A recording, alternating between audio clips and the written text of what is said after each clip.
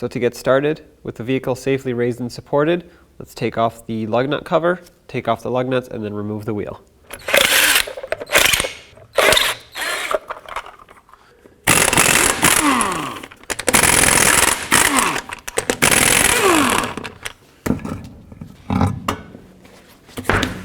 The next thing I'm going to do is remove the tie rod end from the knuckle. That's going to allow me to swing the knuckle back and forth, and it's going to give me more room to work. Use a 21mm socket. And if it's not broken free like mine is, tap on the knuckle right here until it breaks free. Pop that off, and I like to put my hardware back where it comes from if possible so I don't lose it. Before we go any further, in order to not separate the CV joints inside your axle, pop off this cap and remove the axle nut. To do this, you can use a screwdriver or a little pry bar.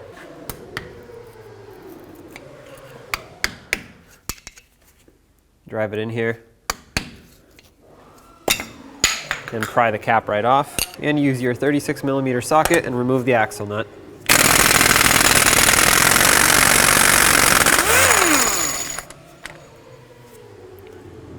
Remove the washer as well. Next, with a punch and a hammer, make sure that your axle breaks free. You want it to not be stuck in the hub, otherwise it will separate the CV joint. The next step is going to be to remove the brake caliper and its bracket from the knuckle. I have a lug nut on the studs holding the rotor just in case that wants to come off. Take off this 18mm bolt as well as this one up here, and that will release the caliper with the bracket.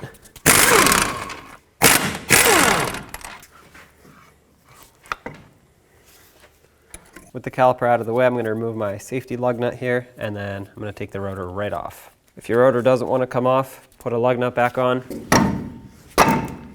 and tap it off with a rubber mallet. Remove the ABS wire from that clip.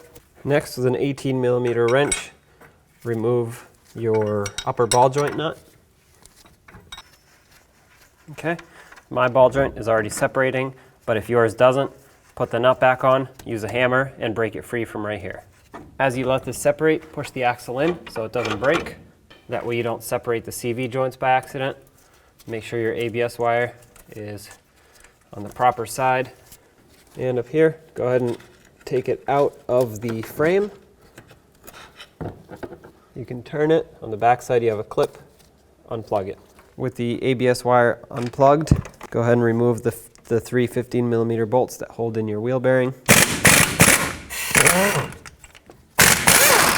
There's also one on the back side here. Remove these bolts. I'm going to leave this one in just 2 or 3 threads so that when I hammer the wheel bearing, it doesn't come flying off.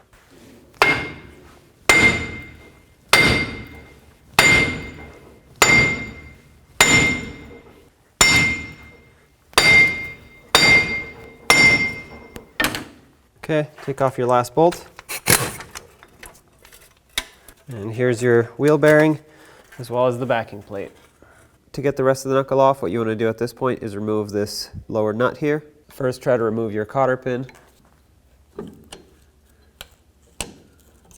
Next, I'm going to use a 23mm socket, remove this nut. Once it's off, start it back on just a few threads so that when the knuckle breaks free, it doesn't fall down. And now you want to take your hammer and hammer right on these 2 little nubs on the knuckle, and that'll allow it to break free.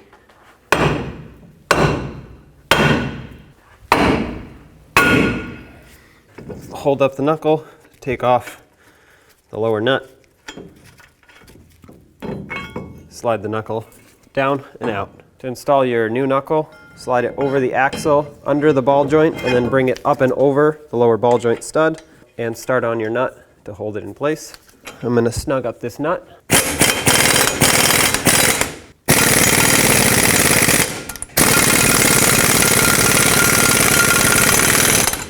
And now let's torque this to 81 foot-pounds. Now it's time to install the wheel bearing as well as the backing plate. I sprayed anti-seize all over this knuckle. That way the bearing doesn't stay frozen in there and rust next time it has to be replaced. When you put on your backing plate, make sure that it's bent away from the hub towards the knuckle. Line it up with your bearing. Remember that the ABS wire goes towards the front of the truck. Once the bearing is slid on, get one of your bolts and start it on so the bearing doesn't fall off. Once that's started, you can let go, start in your other ones. We'll snug them up, and then we'll torque these 3 bearing bolts to 133 foot-pounds.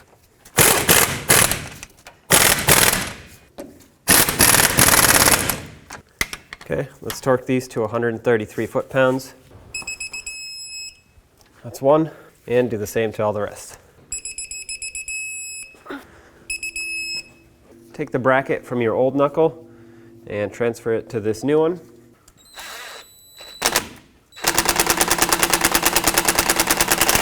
Secure your ABS wire to it so that it doesn't get damaged. I'm going to start on a lug nut, which will hold my rotor in place while I work.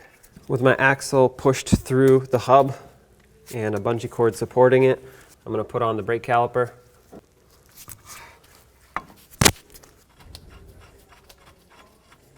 Okay, let's run these down.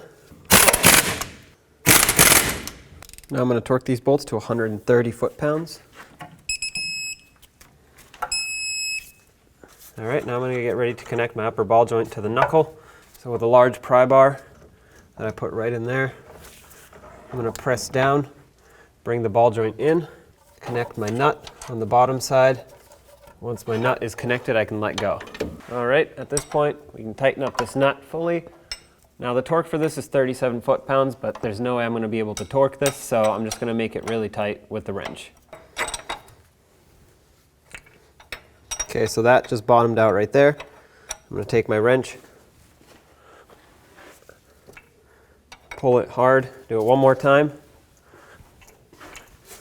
and that is definitely at least 37 foot-pounds. Next, clip in your ABS wire onto this bracket here on the upper control arm, and then connect it into the main harness here, upside down, and then press it into the frame. Now I want to get my tie rod connected into the knuckle again, start the nut, we'll snug it up. Now we're going to torque this to 44 foot-pounds. One of the last things to do is to put your axle nut back on, so put your washer and then your nut. To torque my axle nut, I'm going to take a pry bar, and with the truck back close to the ground, I'm going to put it like this so that as I put pressure on it, the wheel's not going to want to spin. The pry bar is going to keep it in place. And then torque this to 177 foot-pounds. Don't forget about your little dust cap here. Hammer that back in place. Next, get your wheel back on.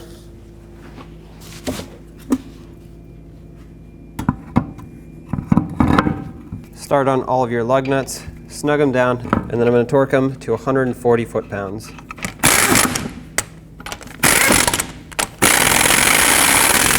Okay, 140 foot-pounds.